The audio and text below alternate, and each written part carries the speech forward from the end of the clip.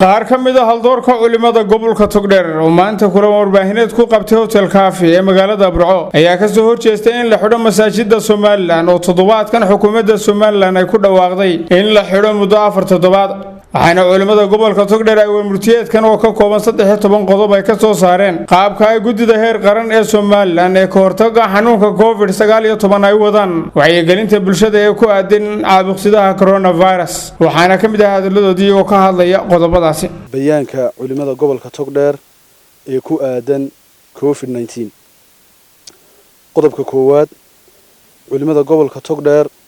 waxa ay bulshada Soomaaliland u dardaarmayaan cabsida Ilaahay iyo inay isaga tala saartaan toobadkeena la yimaadaan qodobka labaad culimada gobolka Togdheer waxa ay soo dhaweynayaan bogaadinayaan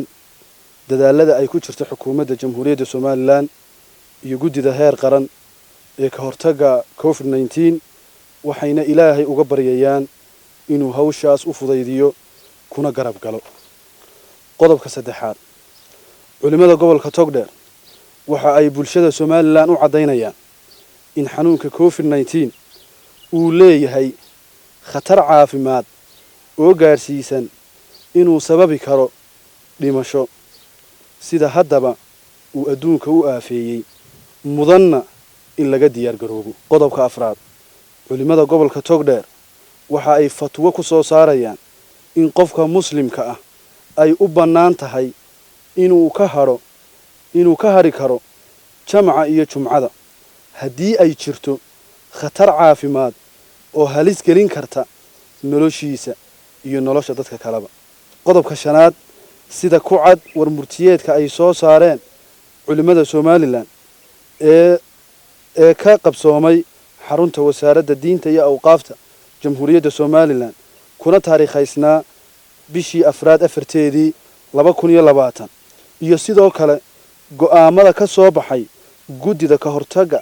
COVID-19 ee heer qaran midna kuma jirto in la xidho masaajidda haddana ma muuqato daruuro keensanaysa qodobka lixaad sida aynu la wada soconno xanuunka COVID-19 waxa uu inagaga yimi waddanka dibaddiisa haddaba culimada gobolka Togdheer waxay cod dheer ugu sheegayaan xukuumadda Soomaaliland inay xidho xuduudaha dalka iyo duulimaadyada isla markaana ay joojiso qaadka iyada oo hadda ay bulshada iyo ganacsatada qaadkuba u diyaarsan yihiin inay ka qaataan dowrkooda haddii aan la xidhin lana joojin dhibta ka timaada waxa qaadaya mas'uuliyaddeeda ciddii ummadda ku soo daysay khatarta la wada arkaayo culimada gobolka Togdheer waxa ay qodobka toddobaad culimada gobolka Togdheer waxa ay ku talinayaan in la ballaariyo gudiyada heer qaran iyo heer gobol ee qaabilsan wacyigelinta xanuunkan laguna soo daro qaybaha kala duwan ee bulshada qodobka sideedaad durba waxa muuqanaysa saameynta dhaqaale ee uu keenay xanuunkan COVID-19 waxay culimada gobolka Togdheer u soo jeedinayaan xukuumadda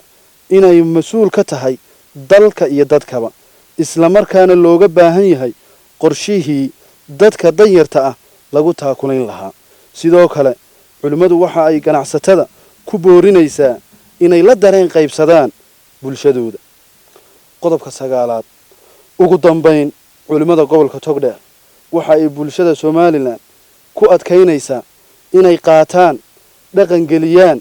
talooyinka ka imanaya bahda caafimaadka isla markaana ay ku dadaalaan in kor loo qaado nadaafadda si gaara Abdi Samed Ahmed Yusuf Universal TV magaalada Burco